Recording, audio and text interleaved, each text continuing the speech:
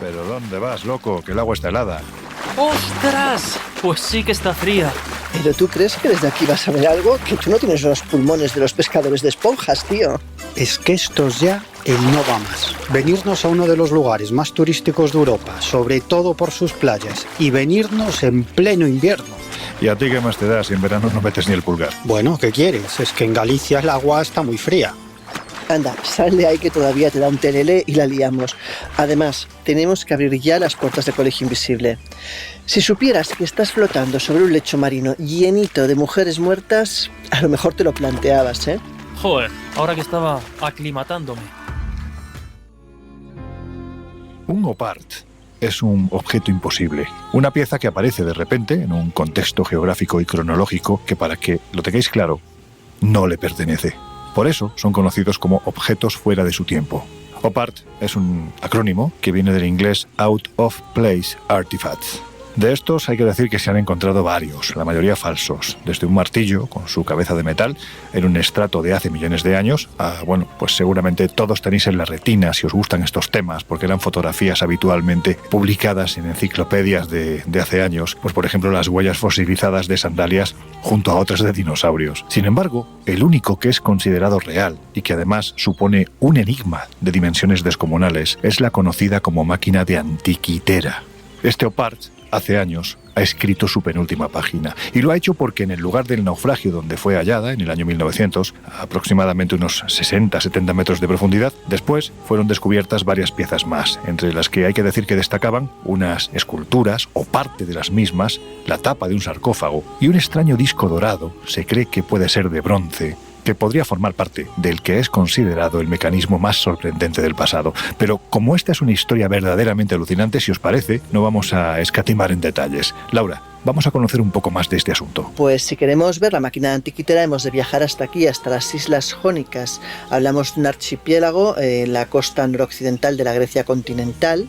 Y esta historia nos remite al año 1900, cuando por casualidad un grupo de buceadores griegos, especialistas en buscar esponjas marinas, se encuentran a unas decenas de metros de profundidad con lo que ellos denominan un montón de mujeres muertas y desnudas. Como os podéis imaginar, ni eran mujeres muertas ni estaban desnudas, sino que hablamos de estatuas de bronce y mármol, que formaban parte de un gran tesoro griego hundido que había sido robado siglos atrás por los romanos y que acabó sepultado bajo las aguas cuando más o menos 2 milenios atrás el barco romano que las transportaba pues se hundió. El caso es que fue el primer naufragio estudiado en profundidad por los arqueólogos y atesoraba un botín nada despreciable. Gran parte de este botín se consiguió subir a la superficie y dentro de este botín se encontraba la famosa máquina de Antikythera, que además sembró serias dudas en la arqueología y también en la comunidad científica, porque claro, ese conjunto de ruedas dentadas, esferas e inscripciones correspondían tecnológicamente a los primeros relojes mecánicos de la Europa medieval, no a un objeto datado en el siglo I a.C., que era de hecho la época de todo el hallazgo y del barco romano que habían encontrado. Es tal el revuelo que supuso la máquina de Antikythera que 100 años después está planteando en pleno siglo XXI un nuevo grupo de científicos volver a bajar, descender en las aguas a 60 metros de profundidad para intentar hallar nuevos descubrimientos en esa zona. Incluso se plantean el poder encontrar nuevas piezas correspondientes a esta máquina de Antikythera o, cómo no, pues quizás algún otro barco hundido con otra tecnología que quizás desconocieran y que pueden ayudar pues a componer este enorme puzzle que supone pues este extraño objeto, ¿no? Este OPART. Miguel, ¿por qué siempre que se habla del mecanismo de Antikythera se habla de él como, bueno, pues como un ejemplo precisamente de tecnología perdida durante milenios? ¿Qué hace este artilugio para que sea algo así como un rara avis del pasado? De un pasado, hay que decir, que verdaderamente remoto para el tiempo en el que está ubicado y sobre todo para la tecnología que se supone que se tenía en ese tiempo. Bueno, la verdad es que nos encontramos ante un artilugio muy sorprendente para su época. Hay que tener en cuenta que el navío en el que se halló este impresionante mecanismo se hundió en torno a los años 60-70 a.C. Y además el mecanismo de Antikythera no está completo. Solo se encontraron 82 piezas o fragmentos que al final los arqueólogos lograron reconstruir, pero vamos, están seguros de que constaba de bastantes piezas más. ¿Y qué sabemos sobre esta máquina? Bueno, pues esta máquina fue fabricada con bronce bajo en estaño para resistir la oxidación mejor que el hierro y estaba dentro de una caja de madera de 33 centímetros de alto por 18 de ancho y 10 de grosor. Tiene 30 engranajes rematados por dientes con forma triangular, aunque como dije antes, seguramente debió tener unos cuantos discos más. Pero claro, la gran pregunta es ¿cuál era la función de la máquina de Antiquitera? Bueno, pues en 2005 los científicos encontraron una buena respuesta a este enigma. Mediante la aplicación de técnicas de rayos X y técnicas de 3D mediante tomografía, se pudieron localizar unos 3.000 caracteres en este artilugio, aunque debió tener unos 15.000, creen los especialistas. Y la traducción de estos caracteres indicaba que eran nada más y nada menos que sus instrucciones de uso. Y por el tipo de escritura, los expertos concluyeron que nos remitía a una época comprendida entre los años 150 y 100 a.C. Y en estas instrucciones se aludía a las constelaciones, a los distintos planetas según el orden geocéntrico de la antigua Grecia, es decir, con nuestro planeta en el centro del universo, y también a los 235 meses del llamado calendario lunasolar metónico, muy popular en la antigua Grecia. En definitiva, ¿para qué servía esta máquina? Pues los arqueólogos han averiguado que servía para computar el año egipcio, que tenía 365 días, y también para contabilizar los años bisiestos. Pero bueno, estas eran solo algunas de sus funciones, porque otro de los discos de la máquina de Antiquitera representaba la elíptica con su división para los 12 signos del zodiaco. Y también servía para establecer la posición de la luna y sus diferentes fases, fijar la posición del sol y saber el día del año. Y al mismo tiempo también era una especie de almanaque con los ortos y ocasos de estrellas y constelaciones. En definitiva, que la máquina de Antiquitera es una auténtica calculadora astronómica que seguramente tenía distintos propósitos. Algunos de ellos todavía hoy desconocidos, porque como he dicho antes, a la máquina le faltan piezas. ¿Y cuáles eran esos propósitos? Pues con toda seguridad uno de sus usos fundamentales era conocer las mejores épocas para las siembras y las cosechas, y probablemente también tenía una función mágica relacionada quizá con ceremonias para absorber y manejar las energías cósmicas que emanaban los planetas. Pero lo que sorprende de este artilugio no es tanto los saberes que encierra, que eran propios de la antigua Grecia en la época en la que se construyó, sino que lo extraño es la tecnología que debía existir en aquellos tiempos y que desconocemos por completo, porque es seguro que tuvieron que existir otros artilugios todavía más sorprendentes que la máquina de Antiquitera en la antigua Grecia, pero que se han perdido para siempre. A ver, Jesús, el hombre que pone ese punto de escepticismo a los temas que tratamos en el Colegio Invisible. Sano escepticismo, todo hay que decirlo. Háblanos del proyecto científico que desde hace ya unos cuantos años está estudiando precisamente este asunto, el descubrimiento de la máquina de Antiquitera. Pues el proyecto de investigación del mecanismo de Antiquitera es una colaboración internacional de investigadores académicos que cuenta con el apoyo de empresas de alta tecnología, algunas de las mejores en el mundo, cuyo objetivo es reevaluar por completo la función de este mecanismo y la importancia del mismo en su momento. El proyecto ha recibido el respaldo de diferentes instituciones, entre ellas el Museo Arqueológico Nacional de Atenas, que recordemos es el que custodia el artefacto en este momento. Durante la primera fase de recopilación de datos, allá por 2005, se utilizaron las tecnologías más innovadoras para revelar elementos y detalles desconocidos de este extraño mecanismo. Mediante el uso de rayos X se pudo observar la estructura interna del mecanismo con sus complejos y confusos engranajes. También, por ejemplo, con inscripciones que se encontraban en el interior de la máquina y que no se habían visto en más de 2000 años. Esto también ha ayudado a construir una imagen completa de las funciones de este mecanismo. En concreto se han datado unos 15.000 caracteres y aproximadamente ahora mismo se puede interpretar o se puede jugar un poco con unos 3.000. También cabe citar las investigaciones llevadas a cabo por la revista Nature en el año 2006 y también en 2008, donde también mediante el uso de tomografía de rayos X de alta resolución se pudieron estudiar estos fragmentos y ver más al detalle y comprender los diales que componen el mecanismo, incluido uno dedicado al ciclo de las Olimpiadas, que era de 4 años en la antigua Grecia. El proyecto como tal pues sigue activo, sigue realizando actividades y bueno, pues se ha realizado diferentes simposios y talleres, como decía al principio, pues para comprender mejor la dimensión y la función de este extraño mecanismo. Oye, y con estos datos, ¿tú qué opinas? O más bien, ¿qué opina el sector más crítico de hallazgos como este? Que hay que decir que, por cierto, es un hallazgo, hasta ahora que sepamos, es un hallazgo único. Bueno, pues como ¿quieres una opinión del sector más crítico? Creo que hay una persona idónea para ilustrarnos a este respecto. Hablo, como no, del buen amigo y compañero, el historiador Juan José Sánchez Oro, autor además, junto a Chris Houbeck, del libro OPART, Objetos fuera de su lugar y tiempo, editado por Luciérnaga. Un libro que se ha convertido en imprescindible sobre esta cuestión. Él, ya lo citaba, es historiador, por tanto su opinión es bastante interesante. La máquina de Antiquitera yo creo que es uno de los objetos más clásicos, más típicos, que aparece siempre en todas las listas de OPARS que se precien. Y la pregunta que a uno le surge siempre que contempla este objeto es si estamos ante un artefacto propio de su tiempo, perteneciente al mundo grecorromano, o no. Mi respuesta ante esta cuestión es que realmente creo que es un objeto propio de su época. Es un objeto extraordinario dentro de esa época, no es un objeto vulgar, no es un objeto corriente, pero sí que teníamos noticias de que existían artefactos muy desarrollados, muy automatizados, y los conocíamos a través del papel, a través de diseños que nos han llegado por diferentes fuentes antiguas.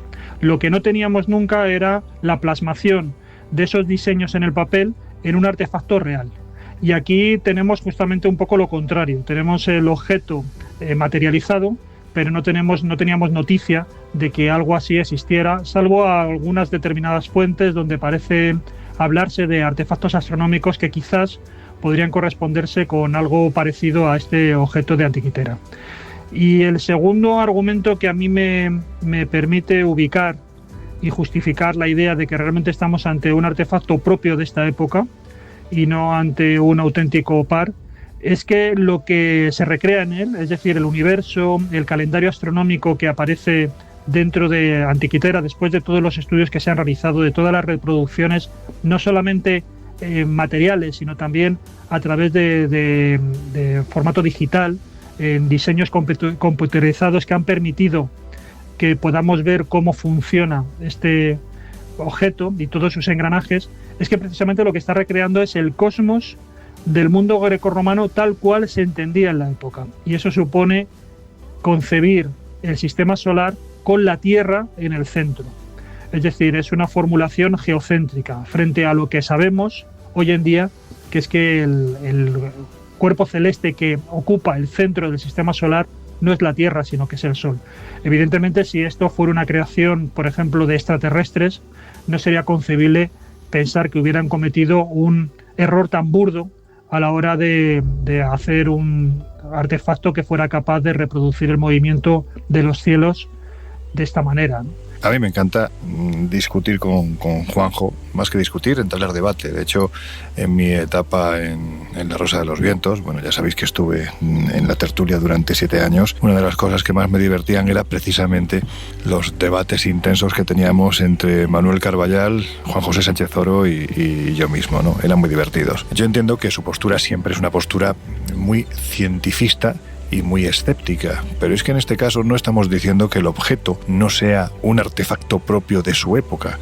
Bueno, perdón, más que propio, sí podemos decir que es único de su época, porque no se ha encontrado nada parecido. De hecho, el proyecto de Antiquitera, del que nos hablabas anteriormente, Jesús, lo que intenta buscar es precisamente otro objeto similar en el lugar donde se produjo el naufragio, en el lugar precisamente donde se encontró la máquina, para demostrar que este objeto, más que único, sí era propio porque había otros. Hasta ahora no se ha encontrado otro. La cuestión no es que lo hayan hecho los extraterrestres, que esto yo creo que nadie lo ha planteado. Esto está hecho por seres humanos. La cuestión es cómo ha sido hecho, porque a día de hoy no sabemos cómo se hizo. Evidentemente, muestra el cielo de su época, muestra las estrellas, muestra ese sentido geocéntrico, pero lo que muestra también son una serie de ruedas dentadas, unos caracteres, en fin, una estructura muy propia de objetos que aparecen siglos después. Es decir, aquí la pregunta no es si la máquina de antiquitera la han hecho los extraterrestres o no. Aquí la pregunta es cómo demonios el hombre de aquel tiempo hizo este objeto que, repito, es único porque no se ha encontrado nada parecido. Ahí quizás la piedra Rosetta sería encontrar otros objetos que hasta ahora, por muy plasmados que estuvieran sobre el papel, no han sido encontrados. Pero en fin, que los debates los dejaremos para más adelante. Yo creo que es interesante que realicemos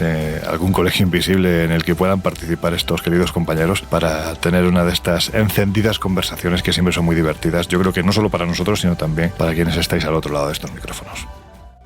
No diré que formáis parte del sector más creyente, pero bueno, entiendo que sin menospreciar a nadie, sí que tenéis la cabeza más abierta a otras posibilidades. ¿Vosotros qué pensáis? ¿Qué hace este objeto en un tiempo en el que en teoría no debía de existir? Yo es que estoy convencido de que existieron bastantes más artilugios como este en la antigua Grecia, solo que no han llegado a nuestros días, sino que se han perdido para siempre. Por ejemplo, sabemos de inventores como Ctesbio de Alejandría, que en el siglo III a.C. ya construía artefactos que funcionaban con aire comprimido. O Filón de Bizancio, que escribió en ese mismo siglo III a.C. varios tratados de mecánica. E incluso Cicerón habla en una de sus obras del siglo I a.C. de dos ingenios construidos por el sabio griego Arquímedes, que vivió en el siglo III a.C. Y estas máquinas, ideadas por Arquímedes, servían para calcular los movimientos del Sol, de la Luna y de los 5 planetas conocidos en esa época. Pero es que también contamos con información que nos hace sospechar que los antiguos griegos llegaron a construir nada más y nada menos que autómatas.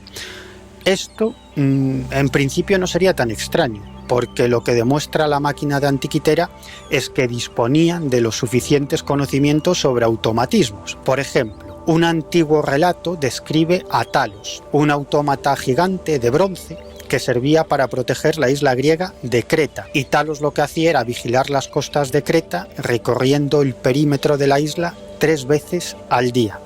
Su misión fundamental era impedir la entrada de extranjeros y la salida de cretenses que no tuvieran el permiso para abandonar la isla. Y cuando este autómata localizaba algún intruso, se metía en el fuego para calentarse al rojo vivo y después se abalanzaba contra la víctima abrasándola viva. Según la descripción que nos ha llegado de Talos, su cuerpo estaba sustentado por una única vena que iba desde el cuello hasta el tobillo, donde tenía un clavo. Precisamente ese clavo era su único punto débil y la causa final de su destrucción, porque le acabaron quitando el clavo y el autómata se desmoronó. Bueno, en realidad esta descripción bien podría estar aludiendo al sistema hidráulico de un automatismo o una máquina articulada, como hoy en día son grúas o brazos hidráulicos, por ejemplo. Vamos, que por lo que he leído sobre este asunto de los ingenios mecánicos en la antigua Grecia, es probable que estos conocimientos solo estuvieran reservados a un grupo de sabios que eran muy celosos de su ciencia y que solo transmitían a sus discípulos tras pasar por una ceremonia mágica de iniciación, en la que estos discípulos juraban no revelar los secretos de la mecánica a nadie externo a esa organización de sabios. Bueno, cuando hablamos de OPARS yo creo que hay 2 cosas que no hemos mencionado y deberíamos valorar. Una es realmente preguntarnos si el OPAR es realmente un objeto fuera de su tiempo o si realmente el problema es que tenemos gaps en la historia, es decir, que hubo momentos en la historia que quizás hemos escrito de forma incorrecta o quizás tecnología que en algún momento existió y desapareció y la perdimos y pensamos que es actual. Esta es una de las preguntas a hacerse, pero la otra es ¿qué ocurre cuando nos encontramos un OPAR que no sabemos para qué sirve? Porque claro, la mayoría de OPARs son fuera de su tiempo, pero sí que tenemos claro cuál es su utilidad, pero hay algunos que no. Y ahí para mí la situación es aún más inquietante porque nos plantea una segunda alternativa, que es de dónde provienen esos objetos. Bueno, pues este es el primero de los objetos que van a desfilar a lo largo del programa de hoy, pero si os parece, vamos a tierra. Muy cerca está la isla de Citera, porque hay que decir que la de Antiquitera o anticitera, como pronuncian aquí, bueno, pues salvo cabras salvajes, poco más hay. Así, bueno, pues aprovechamos, nos tomamos un café calentito y este loco de aquí no se muere de frío. Sí, por favor, vamos a tomar algo calentito, que el chapuzón ha sido una locura. Antes de llegar a nuestro destino, y por si alguien que se encuentre al otro lado de los micrófonos de Onda Cero no se ha enterado muy bien qué es esto de los OPARTs, ¿qué te parece, Laura, si hacemos un repaso rápido a alguno de los más conocidos, hay que decir que también de los más polémicos, de cuantos supuestamente han sido hallados? Pues hablamos de objetos como el artefacto de King Woody, también llamado martillo de King Woody, y es un objeto pues que correspondería a un clavo de hierro corroído. Fue hallado en 1844 dentro de un bloque de arenisca roja en Escocia, y según cuenta la datación de la arenisca y del objeto en sí, pues es de 356 a 404 millones de años atrás, es decir, antes incluso de la aparición del hombre en la Tierra. ¿Cómo es posible que con esa fecha existiese un clavo de hierro, no? El segundo son las baterías de Bagdad. Estas fueron descubiertas en 1938 y, como os podéis imaginar, pues son pilas eléctricas de entre 0,5 y 1,5 voltios, pero con más de 2.500 años de antigüedad también. El tercero, las esferas de Klerksdorp. Hablamos de unas bolitas de pirita que se encontraron en Sudáfrica, las encontraron unos mineros sobre estratos precámbricos de hace 2.800 millones de años. También se comenta que por su forma esférica y por los finos surcos que poseen, no pueden haber sido hechas por la naturaleza, tienen que haber sido talladas por la mano del hombre o de algún ser inteligente, cuanto menos, ¿no? El cuarto es la bujía de Cosso. Esta fue hallada en la localidad californiana de Olacha y es un artefacto encontrado dentro de un trozo de arcilla en 1961 mientras se buscaban unas geodas. Se encontró pues al romper una roca en dos, y gracias a la radiografía se detectó que internamente tienen un complejo mecanismo. Su fecha de datación, nuevamente, hablamos de 500.000 años, aunque es cierto que esta datación solamente ha sido aprobada por un geólogo. Y el quinto, la rueda de Sabu. En este caso fue hallada en la tumba del príncipe del mismo nombre en 1936 en Saqqara, en Egipto, y es como una especie de volante, como si fuera una rueda. Claro, es que la tumba es del 3000 a.C. y la rueda se empieza a utilizar en Egipto por parte de los faraones a partir del 1640 a.C. Son unos 1500 años de diferencia. De todos estos objetos os estamos dejando imágenes para que, bueno, pues entablemos un buen debate, porque ya sabéis que nos interesa mucho vuestra opinión en nuestras redes sociales. Ya sabéis, estamos en Twitter como @ColeInvisibleOce y también en Instagram y en Facebook como El Colegio Invisible en Onda Cero. En este caso, evidentemente, hablando de un debate, bueno, pues lo vamos a centrar principalmente tanto en Facebook como en Twitter. Dicho lo cual, de todos estos, Miguel, quizás uno de los que ha sido más estudiado sean precisamente las baterías de Bagdad. Vamos a intentar profundizar, si te parece, en ellas, porque realmente son unos artefactos prodigiosos que podrían, en cierto modo, incluso hacer que reescribiésemos algunos pasajes de la historia pasada. Bueno, las baterías son un invento moderno. De hecho, el término batería fue acuñado por Benjamin Franklin en 1789 para describir a unos condensadores entrelazados que él utilizó para sus experimentos con electricidad. Bueno, ya sabéis que Franklin, además de inventor, fue uno de los padres de los Estados Unidos de América. Y solo unas décadas después, el científico Luigi Galvani descubrió que al tocar una rana muerta con un bisturí de hierro, la pata del animalillo se movía. Y Galvani lo que pensó es que se trataba de alguna clase de electricidad que tenían los animales. Pero algún tiempo después, Alessandro Volta repitió ese experimento y descubrió que no era el animal muerto el que tenía electricidad, sino que era el elemento de metal el que estaba cargado de electricidad estática. Siguiendo con estos ensayos, en 1800 Volta inventó la primera batería o pila voltaica. Esto sucedió, repito, en el año 1800. Pero ¿es posible que existieran baterías mucho antes? ¿Es posible que algunos sabios de las antiguas civilizaciones hubieran desarrollado esta clase de tecnología que habría acabado olvidada por el paso del tiempo? Bueno, pues es posible que contemos con un artilugio que demuestre que esto efectivamente fue así.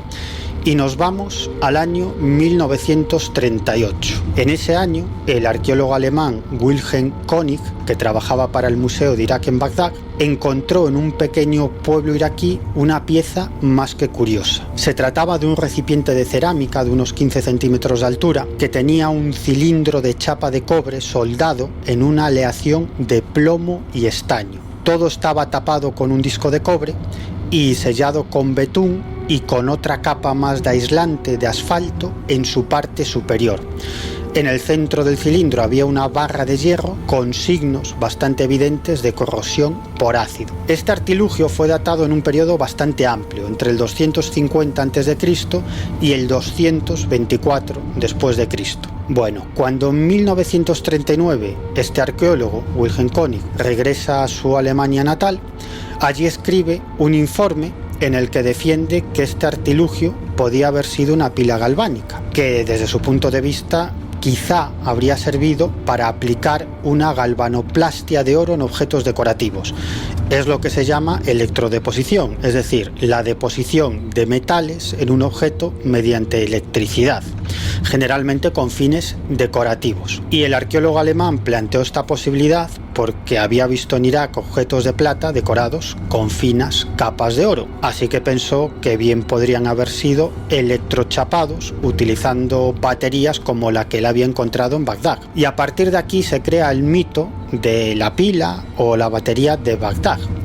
Y esto es algo que no solamente caló en la cultura popular, sino también entre la comunidad científica, porque fueron muchos los expertos que defendieron que los antiguos constructores de esta batería habían empleado vino, jugo de limón o vinagre para generar corriente eléctrica a partir de los electrodos de cobre y hierro. Imaginad, luz eléctrica iluminando templos milenarios. Es que solo pensarlo hace, bueno, pues como un poco le pasaba al perro de Pavlov, que me ponga a salivar. Oye, ¿y se ha realizado algún estudio para demostrar que funcionaba? Claro, es que la hipótesis del arqueólogo Wilhelm König generó un enorme interés entre los científicos.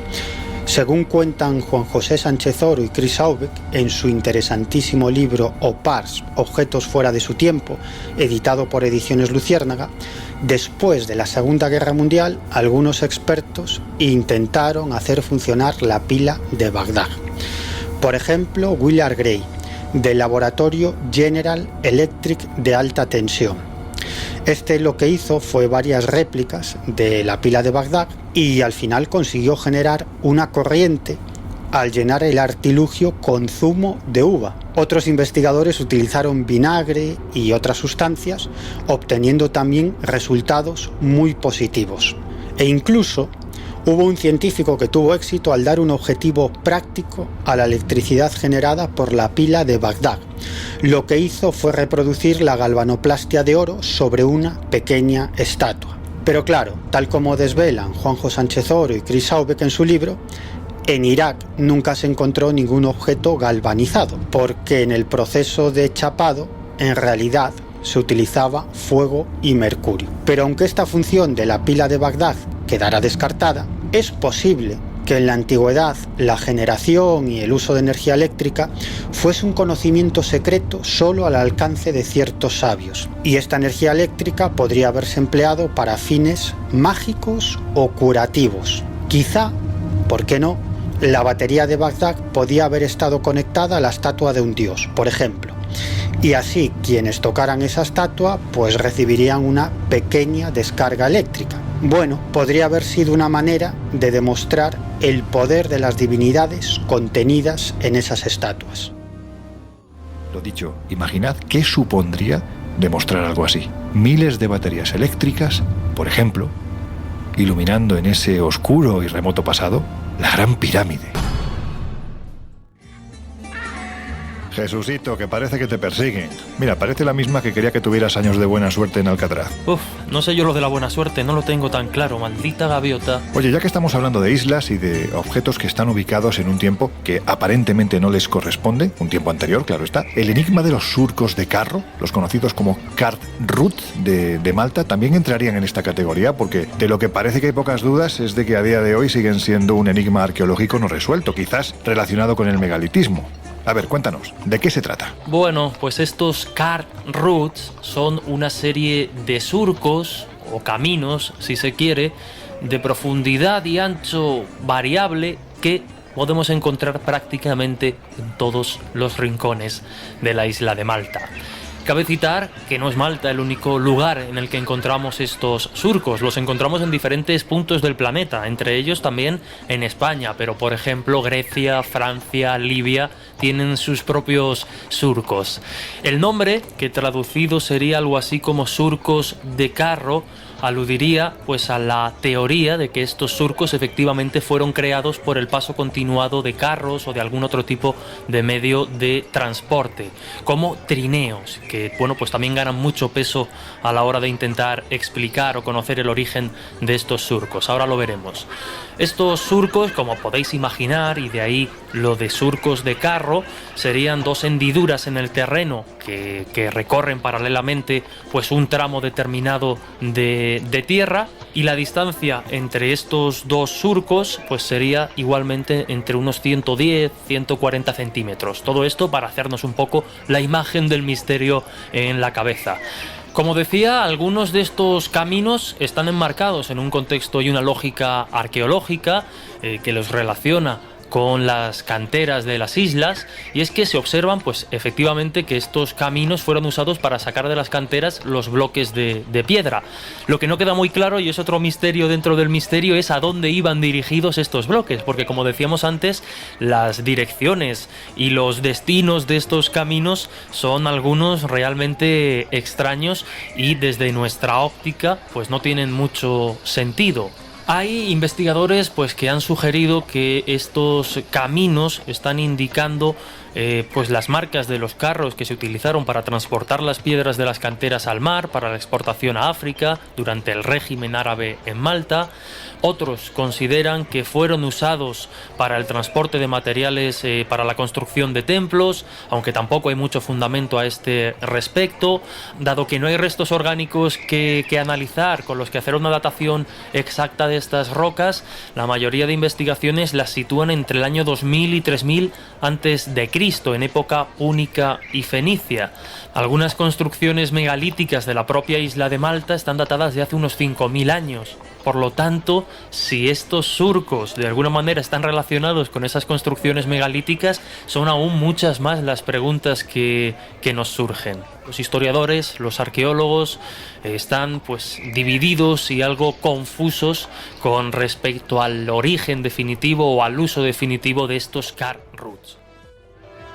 Miguel, hay quien incluso vincula este asunto a tus queridos ovnis, ¿no? Es que prácticamente cualquier misterio del pasado se ha vinculado con viajeros espaciales, sobre todo si ese misterio tiene que ver con desarrollos tecnológicos o arquitectónicos que nos parecen imposibles para la época. Pero desde mi punto de vista eso no es más que un apriorismo estúpido, propio de occidentales ignorantes y creídos, que contemplamos a los habitantes de las antiguas civilizaciones casi como si fueran seres humanos primitivos y tontos. Y nada más lejos de la realidad.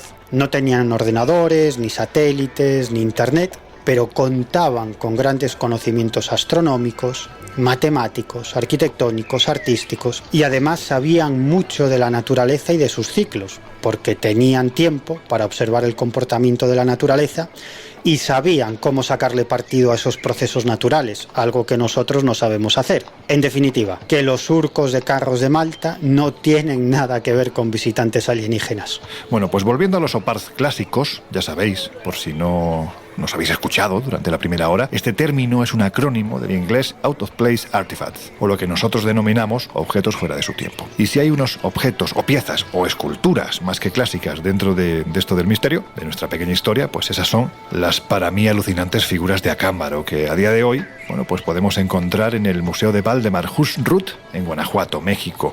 Allí están expuestas como, en fin, desde mi punto de vista creo que merecen, porque las piezas son lo suficientemente extrañas y todavía no están lo suficientemente explicadas. Venga, Laura, si te parece vamos a hablar de ellas. Pues mira, hace unos años en la pequeña ciudad de Acámbaro, en el estado de Guanajuato, a pocos kilómetros, a 100 kilómetros del Distrito Federal, pues surge una historia que hace la localidad muy famosa, y es que un vecino de la población, un alemán llamado Waldemar Julsrud, era un comerciante, pues en el año 1945, dando un paseo por la zona montado a caballo, hablamos del Cerro del Toro, cerca de su casa, ve como que después de un movimiento de tierras quedan como unos bultos en el terreno, y al excavar se da cuenta que hay enterradas pues unas pequeñas figuritas. El caso es que empieza a desenterrar varias de ellas y decide contratar a un albañil que pues su misión es precisamente desenterrar todo lo que encuentre rodeando ese cerro, ¿no? El caso es que entre 1945 y 1952 llega a recopilar unas 40.000 figurillas, eso sin tener en cuenta pues puntas de flecha, máscaras, jade, fósiles, etc.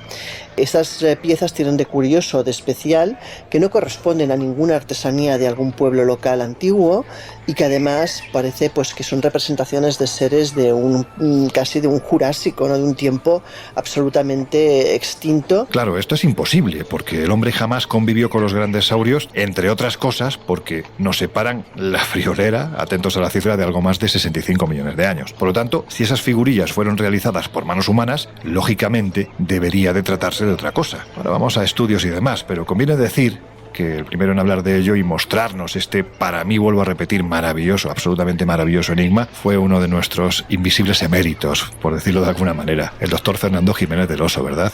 Así es. Él y Juan José Benítez pues grabaron en el lugar en 1989 dentro de la famosa y reconocida serie En busca del misterio.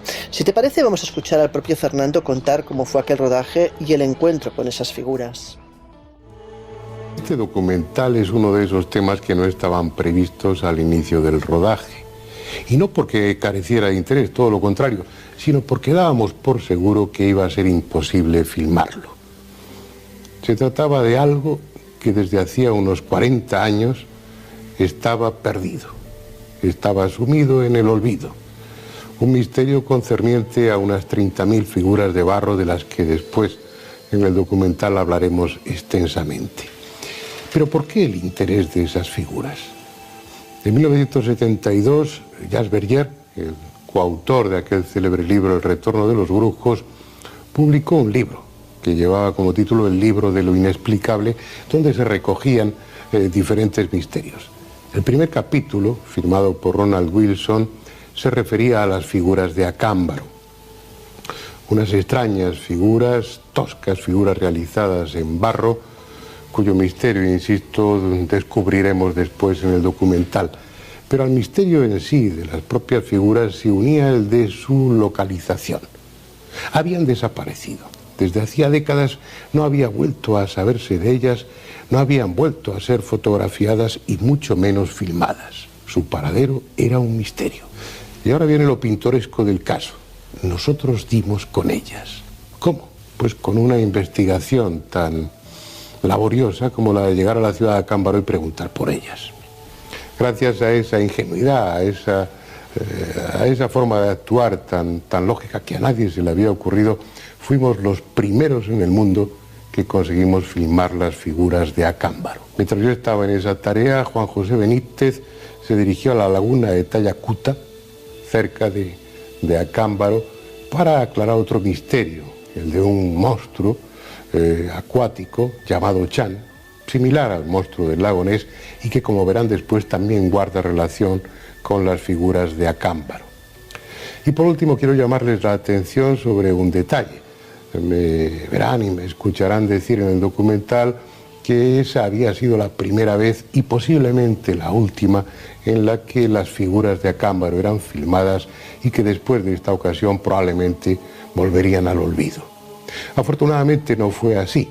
La presencia de un equipo numeroso como el nuestro en aquella pequeña ciudad y luego la difusión de esta serie consiguieron que las autoridades tomaran en cuenta a las figuras de Acámbaro y hoy exista un museo en esa ciudad donde muchas de ellas puedan ser contempladas. Los que hacíamos En busca del misterio nos congratulamos por ello. Y añadía nuestro recordado amigo, déjame que busque la página en mi cuaderno. Sí, aquí está. Atentos, porque si Fernando Jiménez del Oso tenía grandes virtudes, dos de las principales era cómo contaba y también, por supuesto, cómo escribía. Mirad, dice así: las figuras de Acámbaro están ahí, en la parte oscura del escenario, a punto de deshacerse por la humedad o desmenuzarse bajo el peso del olvido. Son muchas. Ronald J. Willis se refiere a 30.000, pero el investigador mexicano Harry Moller, que vio la colección cuando aún la conservaba la familia de su descubridor, Valdemar Hurruth, da la cifra de 37.000. Están hechas de barro y en diferentes grados de cocción, con una cierta tosquedad que en muchas de las piezas es solo aparente. Su tamaño es igualmente variado, desde unos pocos centímetros hasta más de 1 metro, aunque predominan las pequeñas. Solo por el número y la heterogeneidad no hay dos figuras iguales. La colección es digna de figurar en un museo, pero además se da la circunstancia de que millares de ellas representan ejemplares de una fauna imposible, tan absurda y bizarra como solo puede serlo una pesadilla, que en muchos casos recuerdan a los grandes animales del Mesozoico. Si a esto añadimos la posibilidad de que no sean artesanía actual, sino auténticas piezas arqueológicas, se entenderá que esas figuras entren en el universo forteano, con el mismo derecho que una lluvia de ranas en Sumatra o la caída de un iceberg volante sobre Rouen. Y sin embargo, hay que decir, Laura, que a pesar de lo extraño de las mismas, no parece que la arqueología mexicana se haya interesado mucho por este asunto, ¿verdad? Bueno, es que según cuentan, la Arqueología Institucional de México afirmaba que eran falsificaciones hechas por los campesinos para sacarle el dinero precisamente a este alemán loco, ¿no?, a Jules Ruth. Y estaban tan convencidos de eso que incluso el antiguo director del Departamento Nacional de Archivos y Bibliotecas de Lina, el profesor Antonio Pompa, pues las desprestigió y después de tenerlas durante 20 años en sus manos afirmó tajantemente que carecían absolutamente de valor arqueológico, cuando se puede decir que aunque pueda haber algunas falsas, otras no lo eran. Y bueno, pues él catalogó todas de fraudulentas indistintamente, sin prestarles más atención. De hecho, una de las cosas curiosas es que, según contaban, pues se habían tomado la molestia de enterrarlas para que parecieran antiguas. Eso tampoco casaría correctamente con lo que sostiene el especialista Charles C. Di Peso, miembro de la Fundación Amerina de Arizona, que en 1950 tuvo la oportunidad de estudiar las figuras y dijo que eran falsas, sobre todo porque no mostraban signos de haber sido enterradas, con lo cual no tiene mucho sentido, se contradicen unos con los otros, ¿no? De hecho, bueno, según comentaba Jiménez del Oso, probablemente lo que ocurre es que muchos arqueólogos tienden a despreciar cualquier hallazgo de aficionados y, bueno, y algunos pues quizás no se molestaron en estudiar las piezas, pudiendo, no te digo que no, haber algunas falsas, pero otras igual no lo eran. Bueno, pues la historia parecía más bien un montaje para sacar algo de dinero a un pobre alemán que aparentemente no conocía ni las bondades ni tampoco las maldades del carácter latino. Eso es lo que decía Pompa con gran pompa. Bueno, pues me ha salido esta tontería, pero vamos a dejarlo ahí. Y así se habría quedado, como un fraude metido en cajas que poco a poco, como comentaba nuestro emérito de lujo, se iban haciendo polvo, ¿no? De no ser, pues porque apareció en escena un tipo bastante interesado por el asunto. Charles Hapgood. ¿Quién era este tipo y qué hizo? Charles Hapgood fue profesor que recibió una maestría de la Universidad de Harvard en 1929 en Historia Medieval y Moderna, y que en un momento determinado, a mediados de la década de los 50, pues se ve involucrado en la trama o en la historia de las figuras de Acámbaro. Su interés por las figuras viene precisamente de esas excavaciones en las que participó, unas excavaciones que tuvieron lugar en el Cerro del Toro, a las afueras de Acámbaro, y en las que salieron a la luz piezas muy similares a las que ya formaban parte de la historia de Acámbaro. En el caso concreto de esta excavación en la que Hapgood participó, se produjo en un domicilio concreto, en una antigua casa de un policía, bajo los cimientos, sin la posibilidad pues de que alguien hubiese introducido recientemente alguna figura para tomarles el pelo. De las figuras que aparecieron, aproximadamente unas 40, muchas similares a la colección del propio Jules Ruth. Tanto en ellas como en otras percibieron señales de haber estado mucho tiempo enterradas y decidieron someterlas a un análisis, dado que en una de ellas, en una de esas piezas, se habían encontrado restos orgánicos que permitieron hacer una datación por carbono 14. El resultado fue que la materia orgánica tenía una antigüedad aproximada de unos 3.600 años. Para Hapgood, estas figuras fueron creadas hace miles de años por una cultura desconocida y rechazada por arqueólogos y paleontólogos, que además encajaba bien en algunas de sus teorías en otros ámbitos de la ciencia, como por ejemplo cuando negaba la existencia de la deriva continental. Y bueno, cabe citar que si estos análisis son interesantes, no debemos olvidar que si nos ceñimos a la hipótesis del fraude, tenemos que tener en cuenta que nos encontramos en estas excavaciones figuras auténticas, y eso lo reconoce todo el mundo, es decir, piezas auténticas correspondientes a una cultura en concreto y otras fraudulentas. Por tanto, quizá la datación de las piezas que se hizo de Hapu pudo coincidir con una de estas auténticas, y tampoco conviene olvidar que años después se realizaron no solo nuevos análisis a estas piezas, sino correcciones a algunos de los análisis realizados, indicando que las formas pues no habían sido del todo concretas. Y si os parece, podemos escuchar a otro buen amigo del Colegio Invisible, el investigador y escritor Antonio Luis Moyano, que conoce muy bien el asunto de las figuras de Acámbaro. Se apasionó por el tema viendo los documentales de Fernando Jiménez del Oso e intentando seguir sus pasos, pues ha estado allí, ha investigado el tema y él tiene muy claro lo que es. Si os parece, lo escuchamos. Sí que es cierto que de las 10.000 figuras o 15.000 figuras, no recuerdo ahora mismo la cifra exacta de figuritas de cerámica que puede haber, había algunas que sí pueden ser auténticas, pero ojo, estas figuras auténticas no están representando dinosaurios, son figuritas que son perfectamente identificables dentro de la cultura chupícuaro. Ahora bien, los defensores de las figuras de Acámbaro argumentan que se hizo un análisis por termoluminiscencia. Como saben los radioidantes, el carbono 14 aquí no se puede aplicar porque el carbono 14 exige materia orgánica, y esto estamos hablando de figuras de cerámica, y ese análisis por termoluminiscencia arrojó un resultado del 2500 a.C., lo que convertiría las figuras de Acámbaro en contemporánea a la Gran Pirámide de Keops. Sin embargo, aquí hay que hacer los peros correspondientes, y es que el análisis por termoluminiscencia, que es una técnica que es un poco complejo explicar aquí, pero bueno, que se aplica a cerámicas pues, que han sido horneadas y se puede detectar pues cuando fueron elaboradas.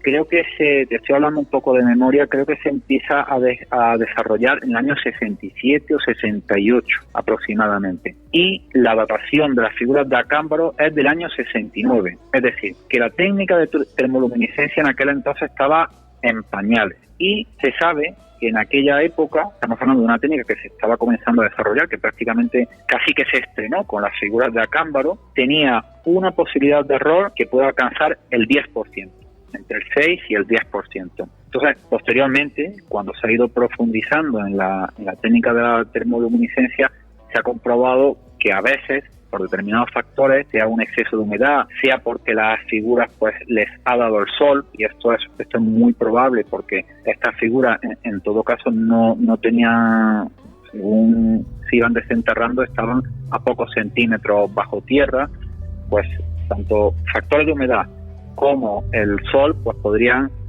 haber provocado una aberración en la datación, y probablemente pues que nos encontremos pues simplemente con un error. Estas figuras de Acámbaro no tengan 4.500 años, sino que fueran elaboradas y horneadas pues en los mismos años 40 en las que aparecieron. Hoy no quiero tampoco pecar de demasiado contestón, pero es cierto que a mí estos temas me gustan mucho, ¿no? Y entiendo que todavía nos quedan muchas preguntas por responder alrededor de ellos, ¿no?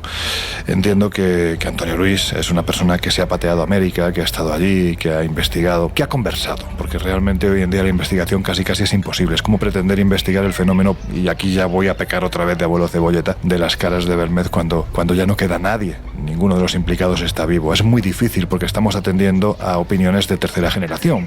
Dicho lo cual, sí me gustaría remarcar que aunque la termoluminiscencia en aquel tiempo fuera un modo de investigación o un método aplicado a la investigación histórica en estado emergente, eso no invalida que los resultados pudieran ser reales. Evidentemente, nosotros ahora mismo estamos basándonos en elucubraciones a la hora de decir que eso pudo no servir porque pudo verse afectada la muestra por el sol, la humedad, dando así de esta forma entre un 6 y un 10% de margen de error. Pero es que entonces estamos hablando de un 90% de acierto. En fin, que no es un lugar que se visita habitualmente porque está alejado de las rutas turísticas, o quizás también por el propio desconocimiento del asunto, ¿no? Pero merece la pena ir porque aquí Me voy a mojar. Sinceramente siempre he pensado que a veces pecamos de soberbios, ¿no? Y yo mismo me incluyo porque quizás a veces estudiamos sucesos, como os decía, que ocurrieron hace décadas y determinamos desde la óptica de nuestro tiempo que simplemente porque generó algo de negocio o por opiniones contrarias a las que se ofrecieron en su tiempo, ya por eso son un fraude. Sinceramente yo no creo que el alemán Husruth fuera un hombre que se tragó un bulo orquestado por unos cuantos agricultores con ganas de gastar una broma o simplemente de hacer dinero. Del mismo modo que no creo que años después investigadores y viajeros y divulgadores y gente muy preparada como Harry Moller o Fernando Jiménez del Oso se jugasen su prestigio avalando un asunto que a ojos de nuestro tiempo parece tan fácil de resolver. Pensemos que ellos sí conocieron a algunos de los implicados y nosotros hoy nos tenemos que limitar a versiones y argumentos, vuelvo a repetir, de tercera e incluso de cuarta generación, porque esos implicados ya no están entre nosotros. En fin, que como en el Colegio Invisible somos muy ecuánimes,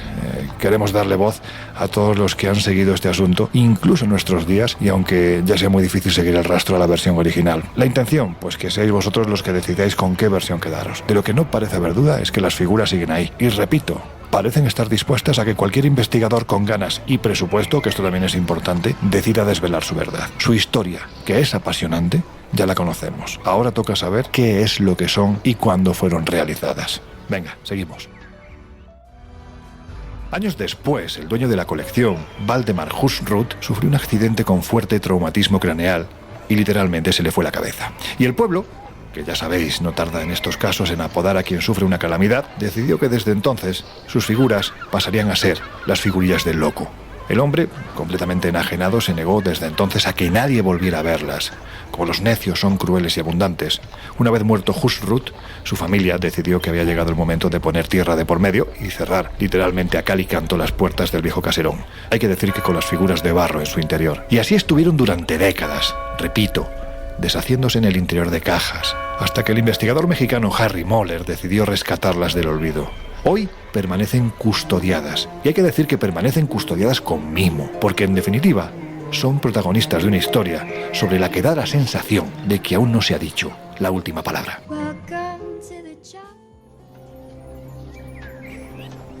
Miguel, si te parece vamos a hablar de cositas que vuelan y que no deberían de hacerlo, al menos en el tiempo en el que fueron representadas. A ver, por ejemplo, en textos religiosos como el Mahabharata hindú se especifica que el dios del sol viajaba ni más ni menos que en un carruaje luminoso.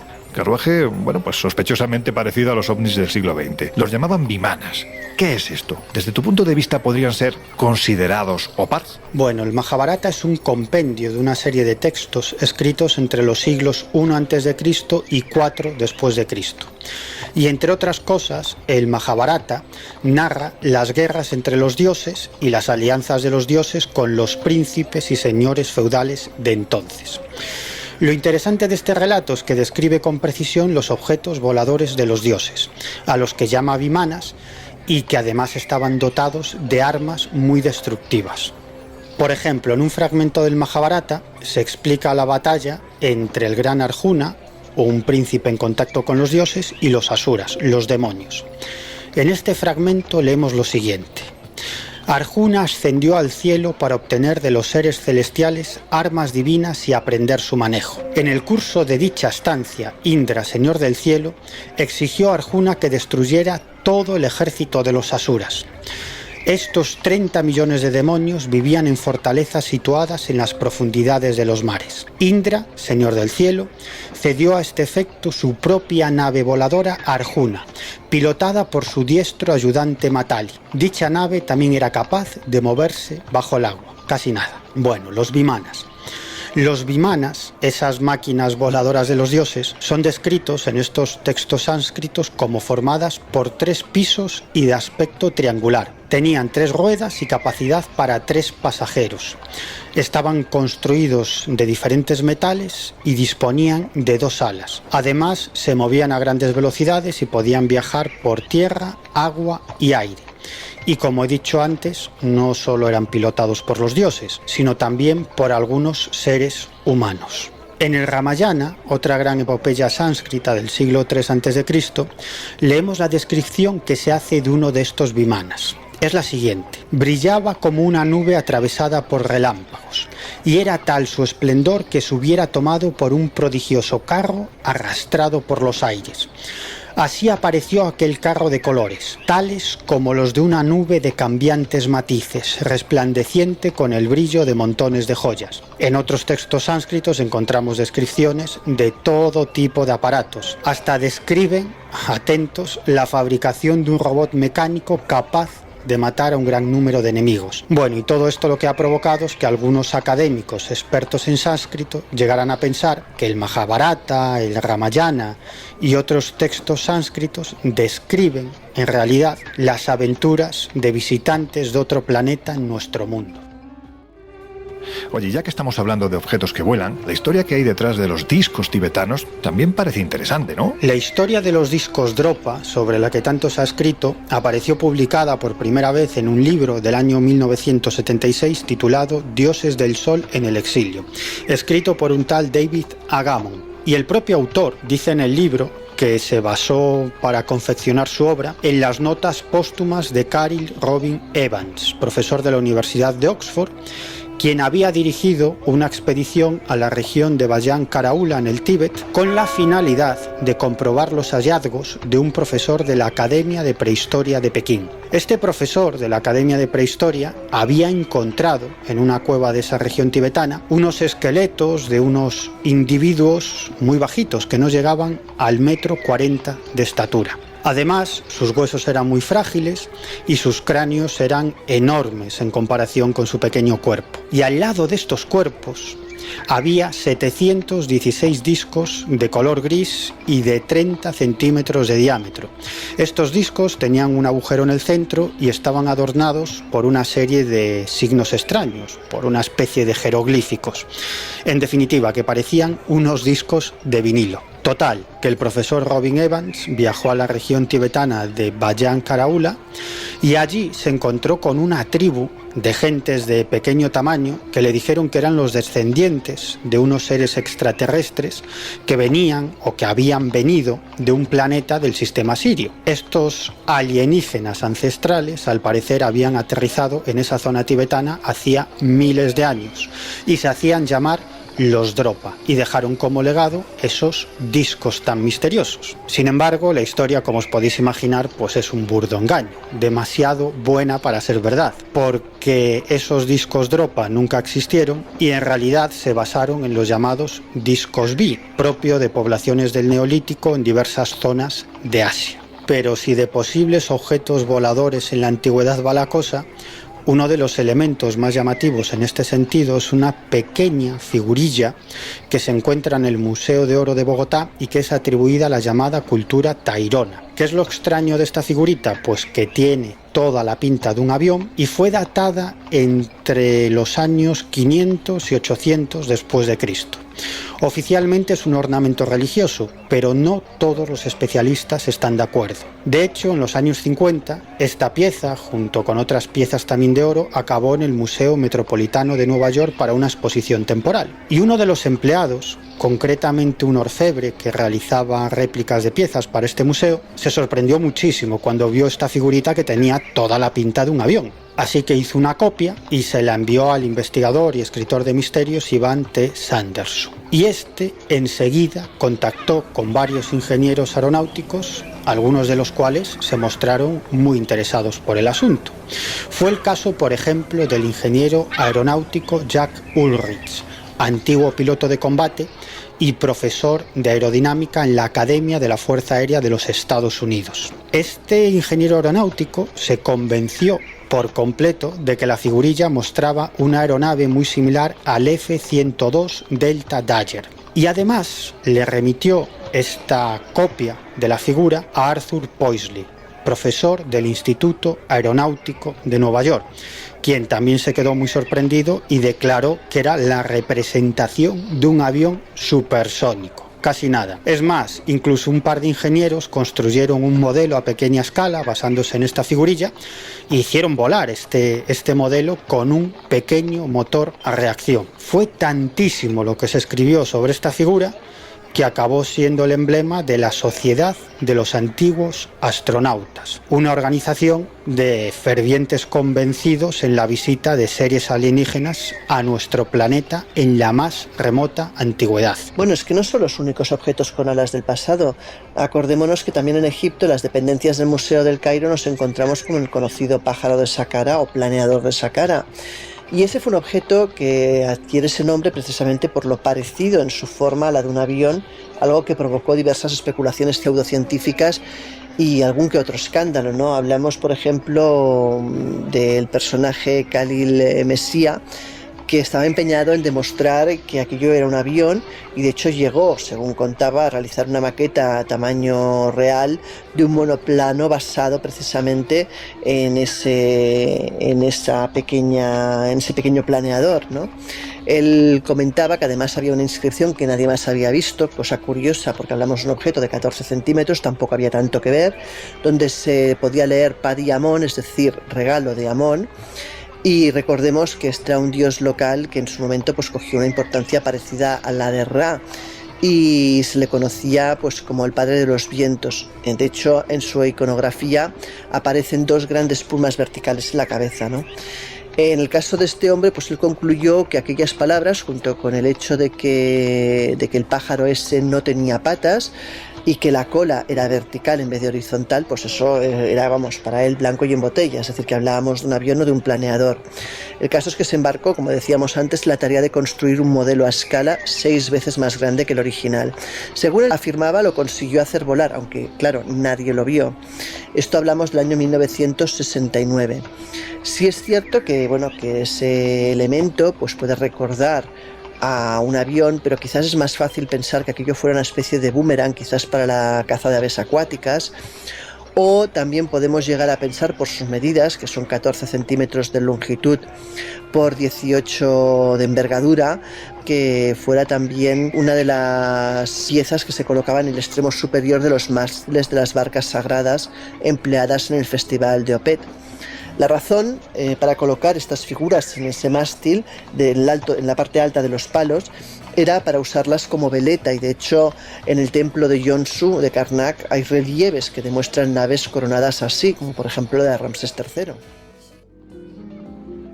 Jesús, antes de terminar el Colegio Invisible de hoy, hay una especie de opart histórico muy evidente que lleva años provocando calentamientos de cabeza, ¿no?, constantes a los historiadores. Es el conocido como Caballero de Westford. Yo reconozco que es una de las historias que a mí más me alucina, que en su momento más seguí y que de momento puedo decir que explicaciones en base a los diferentes estudios que hay se han encontrado muy pocas. Pero en fin, se trata de una suerte de grabado en una roca de Prospect Hill que está precisamente en la población de Westford, en Massachusetts, en Estados Unidos. Y allí literalmente aparece la imagen grabada sobre la piedra de un caballero medieval. ¿Cómo es posible? ¿Hablamos acaso de caballeros medievales antes de la llegada del mismísimo Cristóbal Colón? Bueno, pues se trata de una extraña formación ubicada en una roca glaciar en Westford, como su propio nombre indica, en Massachusetts, en Estados Unidos. Y esta extraña formación es objeto de especulación, porque hay quienes ven en ella muy claramente la figura de un caballero medieval, algo que sería impensable en época precolombina, y quienes ven pues un patrón natural al que el tiempo y la mano humana ha ido dando forma para que se parezca precisamente pues a ese caballero que viene dando que hablar desde el siglo XIX, que ya se hablaba de esta roca y se decía: en su rostro hay una figura tosca, supuestamente tallada por algún artista indio. Más tarde, unos años más tarde, se describe como un amplio saliente que se abre cerca de la casa de William Kitteredge tiene en su superficie surcos hechos por glaciares. Se trazaron contornos groseros del rostro humano y se dice que la figura es obra de los indios. Esta talla, como veis, ha ido dando que hablar desde hace mucho. El arqueólogo Ken Feder dice que este petroglifo de Westford, de manera bastante milagrosa, parece haber mejorado con el tiempo, renovándose cada año con la aparición de nuevos elementos. A mí, sinceramente, la verdad es que me cuesta pensar que las cosas son tan fáciles. Es decir, es que referencias a este extraño petroglifo, geoglifo, grabado en la piedra, como queramos llamarlo comprobarlo, es que tenemos mucho más antiguas. Yo entiendo que en este caso, bueno, pues tenemos la opinión de un arqueólogo que es claramente contraria a la posibilidad de que se trate de un caballero medieval. Vamos a ver, yo creo que ya prácticamente no hay historiador con cabeza que no sea consciente de que antes que Colón los viajes a América eran prácticamente constantes. Los vikingos estuvieron. La posibilidad de que, bueno, pues caballeros medievales fueran allí, bien fuera a través de la ruta escocesa, con la familia Sinclair como grandes mecenas, como grandes patrocinadores, bien fuera a través de África, del puerto de San Juan de Alamina, donde cogían los vientos precisamente los mismos que cogió Colón para llegar a América, que ya lo hicieran en el siglo XIII, pues los propios caballeros templarios. Es decir, algún argumento hay que puede avalar esta posibilidad. Bueno, pues nos lleva a pensar que haya en Wexford un caballero grabado sobre la piedra tampoco sería tan extraño. Es que tenemos figuras de caballeros barbados, por ejemplo, en el altiplano boliviano, concretamente en la ciudadela de Tiahuanaco. Ahí hay personajes con barba cuando ya sabemos que los nativos sudamericanos precisamente eran lampiños, y ahí podemos ver perfectamente la presencia de una especie de monolitos con la forma de un hombre con barba y que además aparentemente lleva un casco. Por no irnos al Museo de Antropología e Historia de Ciudad de México, que eso ya es para alucinar, porque es que la representación de los dioses que se hace es que se puede ver perfectamente hasta la propia tornillería de las armaduras que llevaban. Vamos a colgar varias fotos en nuestro Twitter, @colinvisibleoc, también en nuestro Facebook, el Colegio Invisible en Onda Cero, y en Instagram también el Colegio Invisible en Onda Cero, y bueno, para que vosotros mismos determinéis qué representaba ese hombre del pasado antes de que Colón llegara a América, porque es que a lo mejor lo del caballero de Wexford no deja de ser una minucia en comparación con otras evidencias que se han ido encontrando. En fin, chicos, tema complejo el de hoy, ¿verdad? Claro, aquí se me ocurren muchas preguntas. Por ejemplo, ¿son reales los OPART o simples confusiones? ¿Estamos hablando de fraudes? En fin, así a lo general. ¿Qué pensáis vosotros? Bueno, yo ratifico lo que he comentado antes, ¿no? Creo que cuando hablamos de OPARTs hay que diferenciar tres casuísticas. La primera son los OPARTs propiamente dichos, es decir, objetos antiguos con una tecnología que realmente parece imposible para esa época. Dos, hay que analizar también la posibilidad de que tengamos algunos gaps históricos, que quizás haya hechos de la historia o tecnología que hubo en su momento y que no nos ha llegado y por tanto pensamos que es posterior. Y la tercera, objetos de los cuales no sabemos ni tan siquiera cuál es su uso y que podemos llegar a pensar que provienen pues de otros mundos o igual incluso de un futuro lejano. Sea cual sea de las tres explicaciones, pues bueno, no dejan de ser igual de fantásticas, de inquietantes y de llamativas. Mira, OPARTs hay muchos, pero precisamente por nuestra visión reduccionista y simplista del pasado. Porque vemos a los miembros de las civilizaciones y culturas del pasado como atrasados, y no es así, porque tenían unos conocimientos absolutamente extraordinarios.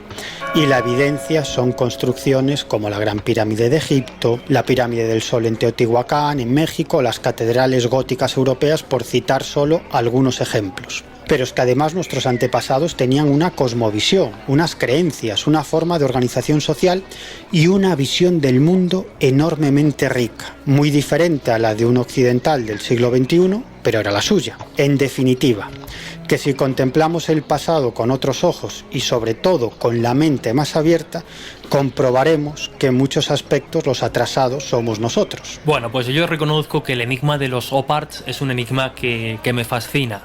Antes escuchábamos y citaba al historiador Juanjo Sánchez Oro por su libro sobre este asunto, y yo reconozco que es un libro que me cambió la visión del tema, porque por un lado pues da una de cal y otra de arena. Por un lado desmitifica muchos de los OPARTs más fantásticos, es decir, aquellos pues que tienen una leyenda súper misteriosa, por norma general suelen ser falsos y así se demuestra, pero yo recomiendo a los oyentes que estén interesados que busquen de verdad ese libro, porque por otro lado también nos muestra otros objetos verdaderamente misteriosos que nos encontramos en el pasado y que nos dan muestra de un conocimiento y una tecnología hasta cierto punto adelantada a la época, pero posible, con una lógica y un contexto arqueológico, como por ejemplo el vaso de Licurgo, un vaso que en función de los elementos que tenía dentro pues daba un color u otro y servía incluso para detectar en un momento dado un veneno.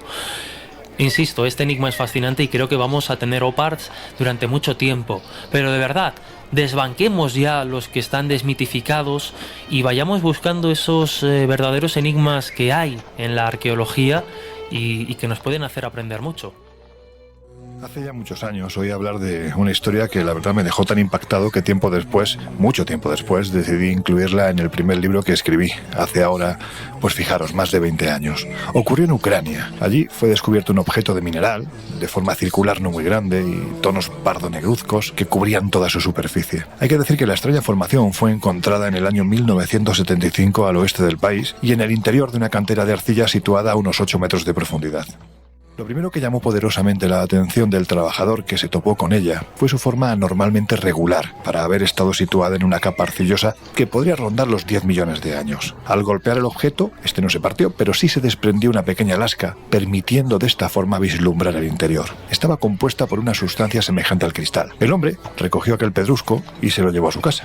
Bueno, pues una vez allí consideró que su hijo disfrutaría mucho más que él con el misterioso juguete y sin pensarlo dos veces pues se lo regaló. El niño, inconsciente de lo que tenía entre sus manos, lo dejó en el colegio y allí un profesor intuyó que se trataba de algo más que una caprichosa formación rocosa. La esfera pasó unos años en el museo de la localidad hasta que esas casualidades que a veces orquesta el destino, bueno, pues cayó en manos del profesor Boris Nikolayevich Naumenko, que era miembro del Instituto de Física de la Tierra de la Academia Rusa de las Ciencias. El descubrimiento de Naumenko posibilitó que finalmente se hicieran cargo de las investigaciones el Dr. Menkov del Instituto de Física de Moscú y su colega Valentín Fomenko de la Asociación Industrial y Científica Soyuz. Desde un primer momento se marcaron como propósito no deteriorar la piedra, porque pensaban que su origen podría ser extraterrestre, es decir, no alienígena, sino proceder de más allá de nuestro planeta. Un punto importante del estudio fue identificar la edad de la misma. Tras efectuar el proceso pertinente, la diferencia entre este último método y la datación geológica apenas presentaba diferencias. Por consiguiente, y teniendo en cuenta que se trata de un objeto aparentemente artificial, la pregunta es ¿quién lo realizó hace la friolera de 10 millones de años?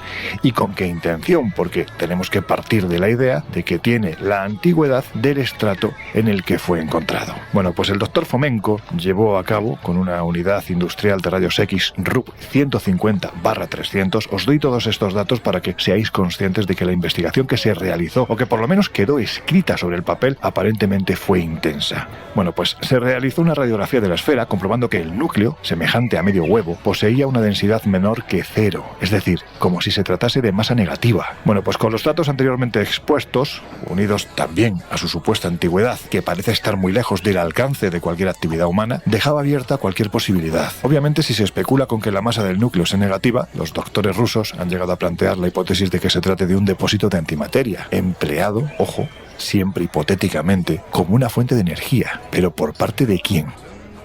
Independientemente de que esto que os he contado, que vuelvo a repetir, quedó plasmado sobre el papel, fuese tal y como se ha desarrollado o no, en la mente de aquel chaval que lo leyó por primera vez, apareció un concepto: objetos fuera de su tiempo. Y la verdad es que cuando te pones a buscar, la sensación es que en ese pasado no todo está explicado. El OPAR, en este caso, el OPAR real, es saber cómo lo hicieron, porque eso a día de hoy se nos escapa y quizás nos pone sobre la mesa la posibilidad de que realmente en ese pasado remoto, vuelvo a repetir, hubiese una humanidad desconocida mucho más avanzada de lo que pensamos, que quién sabe si como legado de su existencia nos dejó estos objetos difíciles de encuadrar en el marco en el que fueron encontrados.